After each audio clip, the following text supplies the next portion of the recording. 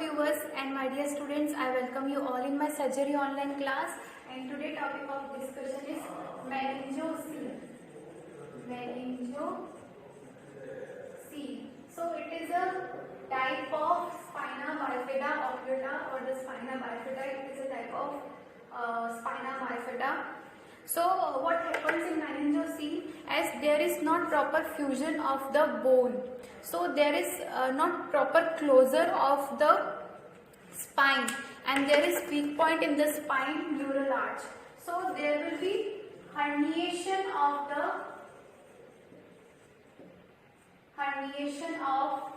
meninges from the weak point of spine.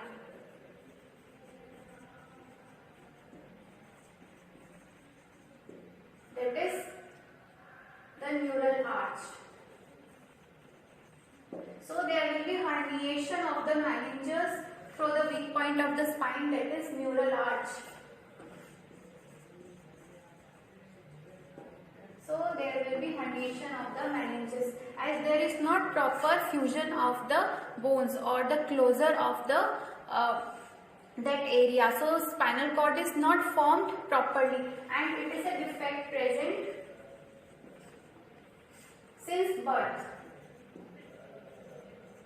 It is not hereditary disorder, not involvement of the genetic mutation or alteration anomaly. So this is a defect present since birth, where the proper spinal cord is not formed or the fusion of the bone is not has occurred. So there will be herniation of the meninges through the weak point. Why weak point? Where the fusion of the bone has not occurred. So that area is weak point, that is the neural arch. That area is known as neural arch of the spine. Now what will happen? There will be formation of the swelling, and swelling contain what? CSF, that is cerebrospinal fluid. Cerebrospinal fluid, CSF. Now this swelling is covered by pia mater, arachnoid,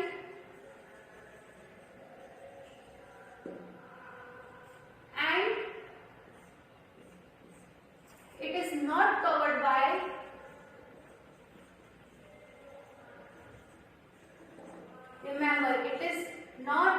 covered by dural covering.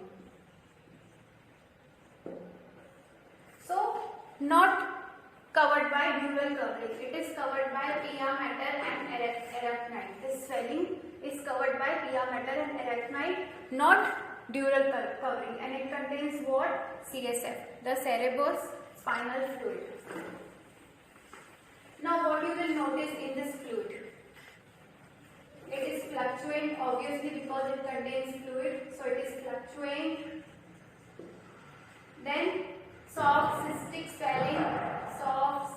swelling, brilliant translumination,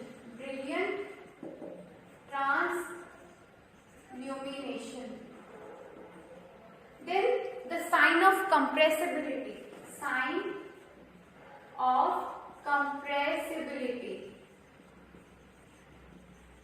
Why? Because of the displacement of the CSF.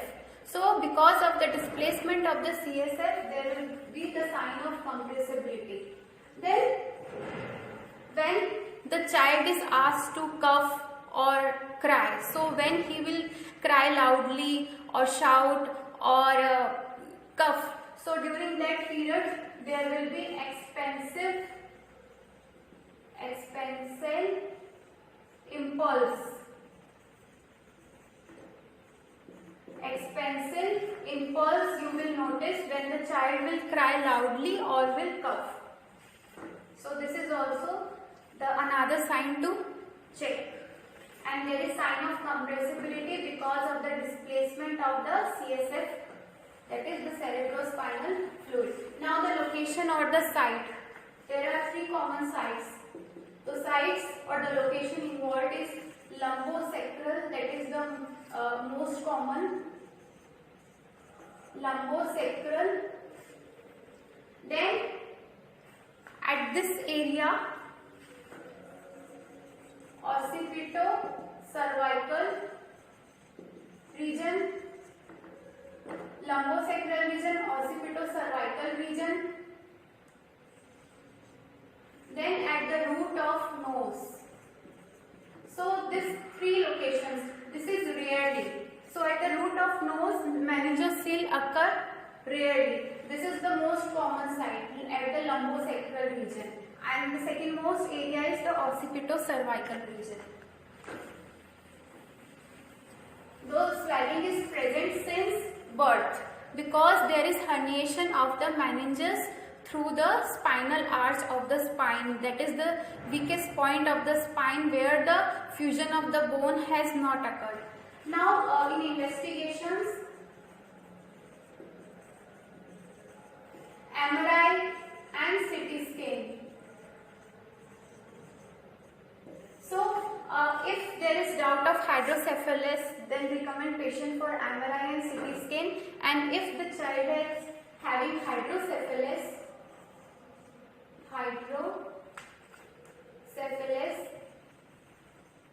so in this condition, ventriculoperitoneal shunt is done.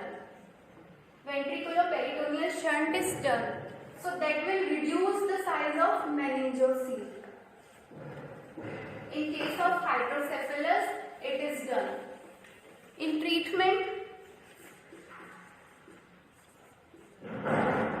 as this meningocele will create many complications, there could be hemorrhage, there could be secondary infection or ulcer formation. Yes, in meningocele there will be ulceration also. So in complications, always remember, in complications of meningocele, there could be hemorrhage, there could be rupture and the formation of ulcers or the secondary infection. So in treatment, better to excise the swelling. So excise